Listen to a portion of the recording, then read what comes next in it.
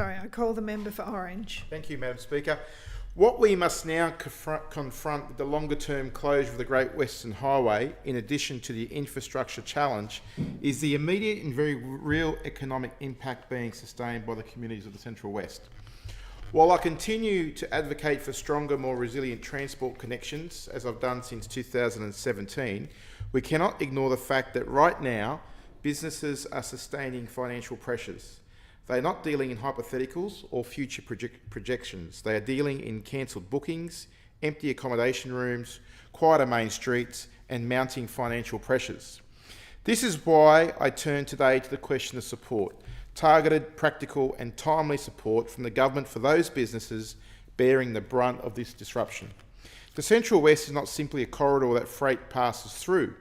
It is a destination built on hospitality, tourism, events, cellar doors, cafes, and small family-run businesses that rely on consistent visitation.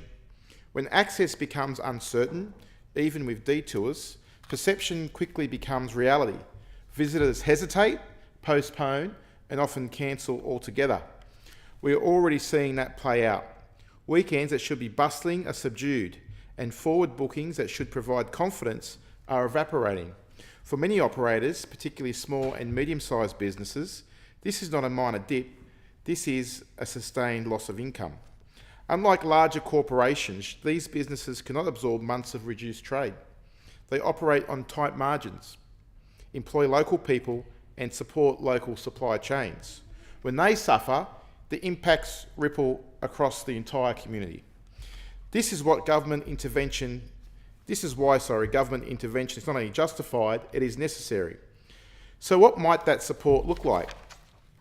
Targeted financial assistance, grants for businesses directly impacted by the closure would act as lifelines, helping cover fixed costs such as rent, utilities and wages.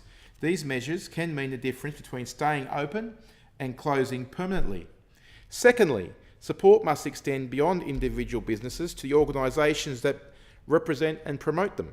Business chambers and regional tourism bodies are working tirelessly to coordinate responses and maintain visitor confidence, yet they are being asked to do more with less. Direct government support for organisations like Orange 360 and Destination Central West would enable them to scale up marketing, deliver coordinated campaigns, and provide practical assistance to local operators. With additional backing, these trusted organisations can play a central role in restoring visitation and confidence across the region. Thirdly, a coordinated tourism and marketing campaign is essential. The message must be clear. The Central West is open and ready to welcome visitors.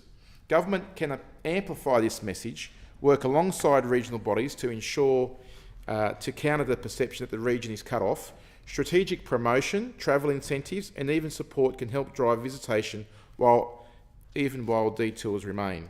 Next, practical relief measures such as payroll tax relief, fee waivers or deferrals should be considered.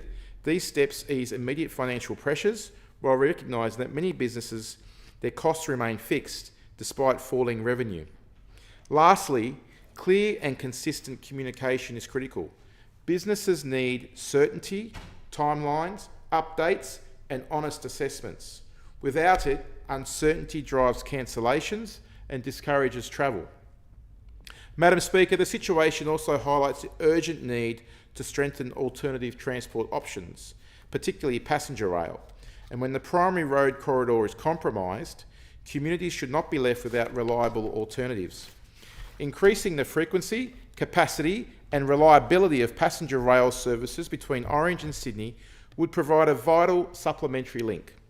It would support residents, enable essential travel, and give tourists a dependable way to access the region without relying solely on road transport. Improved rail connectivity would not only help during disruptions, but would also deliver long-term economic benefits by strengthening ties between the Central West and the Sydney Basin.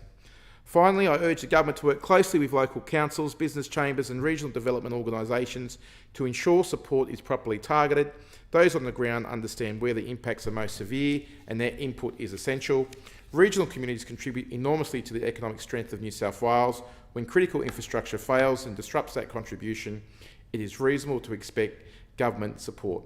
Madam Speaker, let us ensure that businesses who give our regions life are not left to carry this burden alone. Thank you, Madam Speaker. Thank you.